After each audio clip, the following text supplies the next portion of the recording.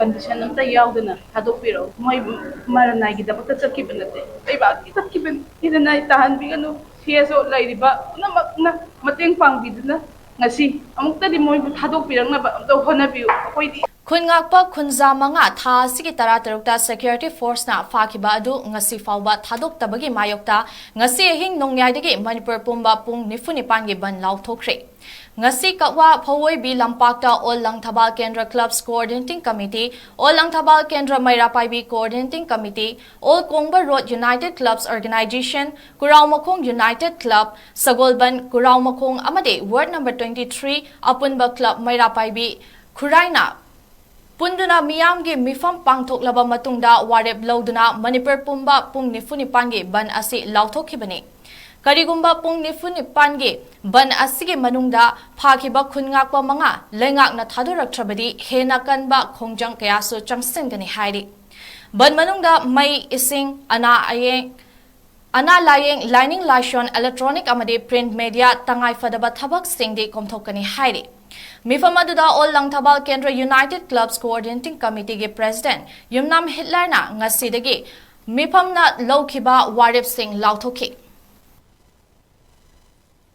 ꯑꯇꯝꯅꯅ ꯐꯥꯕ ꯄꯨꯟꯕ ꯃꯈꯣꯏꯕꯨ ꯑꯋꯥꯕ ꯄꯤꯕꯒꯤ ꯊꯕꯛ ꯑꯃ ꯆꯠꯊꯔꯛꯄꯁꯤꯒꯤ ꯃꯇꯥꯡꯗ ꯉꯁꯤ ꯇꯥꯡ 19 ꯅꯤꯡꯊꯧꯀꯥꯕ ꯅꯨꯃꯤꯠꯀꯤ ꯅꯨꯡꯗꯥꯡꯋꯥꯏꯔꯝꯒꯤ ꯄꯨꯡ 4 ꯇꯥꯕ ꯃꯇꯝꯗ ꯁꯥꯏꯗꯥꯜ ꯂꯥꯏ ꯐꯧꯑꯣꯏꯕꯤꯒꯤ ꯂꯝꯄꯥꯛꯇ ꯚꯤꯛꯇꯤꯝ ꯑꯣꯏꯔꯕ ꯃꯤꯑꯣꯏ 5 ꯁꯦꯀ꯭ꯌꯨꯔꯤꯇꯤ ꯐꯣꯔꯁꯅ ꯊꯥꯖꯤꯟꯈꯤꯕ ꯃꯈꯣꯏꯒꯤ 5ꯒꯤ ꯀ꯭ꯂꯕꯁꯤꯡ ꯑꯁꯤꯅ ꯄꯨꯟꯁꯤꯜꯂꯀꯥꯟꯗ ꯑꯩꯈꯣꯏꯅ ꯃꯤꯐꯝ ꯑꯃ ꯐꯝꯖꯈꯤ ꯉꯁꯤꯒꯤ ꯃꯤꯐꯝ ꯑꯁꯤꯗ ꯌꯥꯝꯅ ꯀꯨꯞꯅ ꯈꯟꯅꯔꯕ ꯃꯇꯨꯡꯗ ꯑꯩꯈꯣꯏꯒꯤ ꯇꯥꯡ 13 ꯊꯥ 8 2023 ꯏꯪꯒꯤ ꯅꯨꯃꯤꯠꯇ ꯈꯨꯟꯉꯥꯛꯄ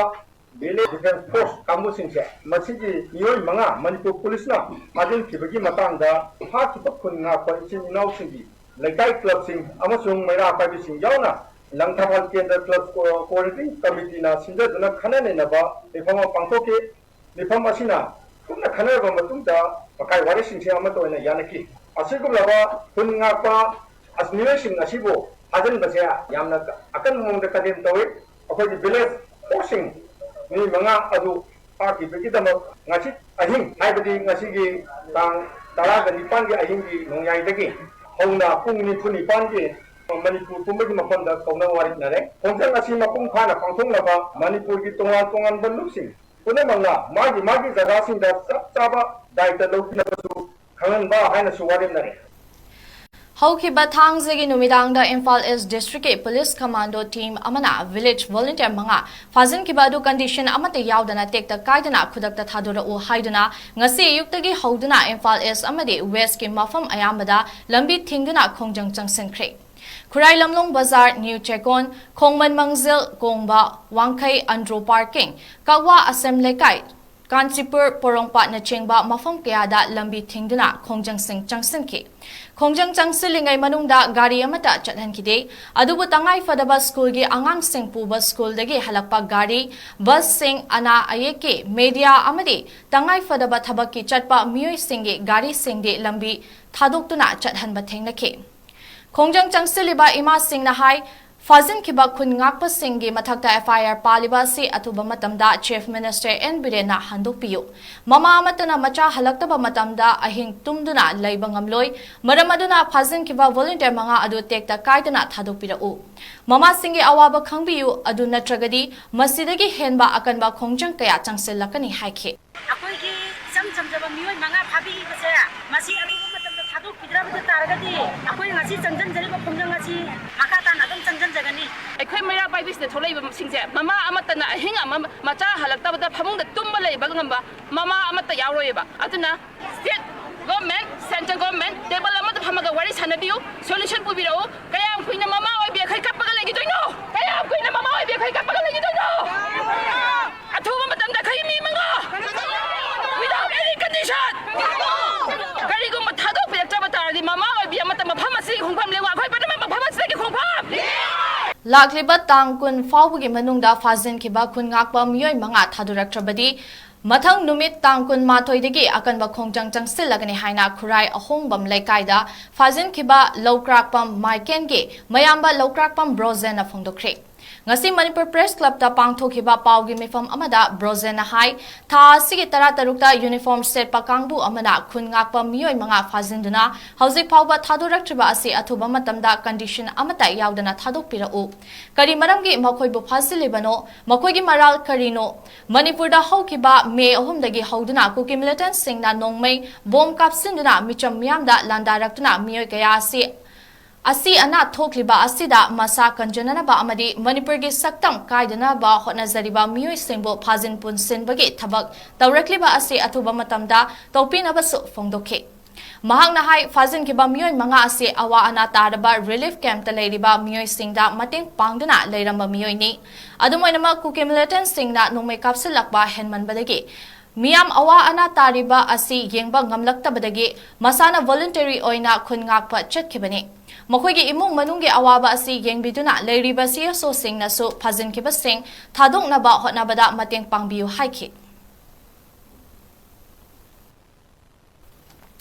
Amaromda makhoigi imung manung singna phajinkiba miyoi sing adu miyamgi mateng pangba chatkhibani India government ke mayokta lan haunaba thabak tawbanate maramasina makhoibu condition amata yaudana tekta kaidana thadopirau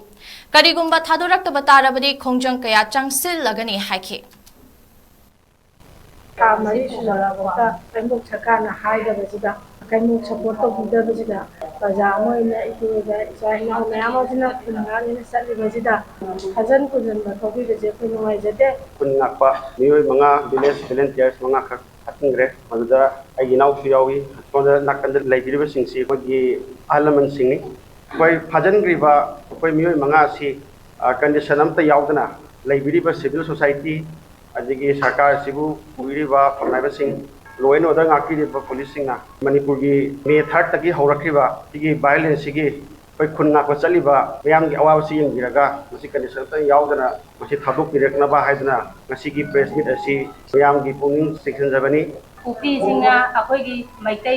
maitai maja kaya hatpa nomoina ka hatpa nupi kaya jet mangalakpa sibum amayam si uru badagi aigi janu pa do thongna phana khun ngakpa takibani ba matanda ni pokba ikang hangaudanan hatang tara tarusida harena paulai adugu prajana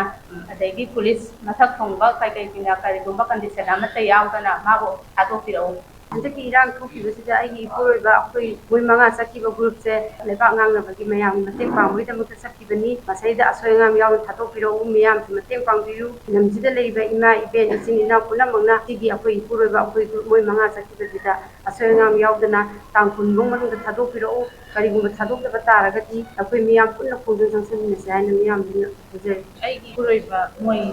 kunna sakiba puroiba se phagiba se condition amta yaudana thadopiro moi maranai gi dabata chakibnate aiba ki takibn hidana tahan biganu CSO lairiba na mateng pangbiduna ngasi amukta di moi thadopirang na ba amta honabiu akoi di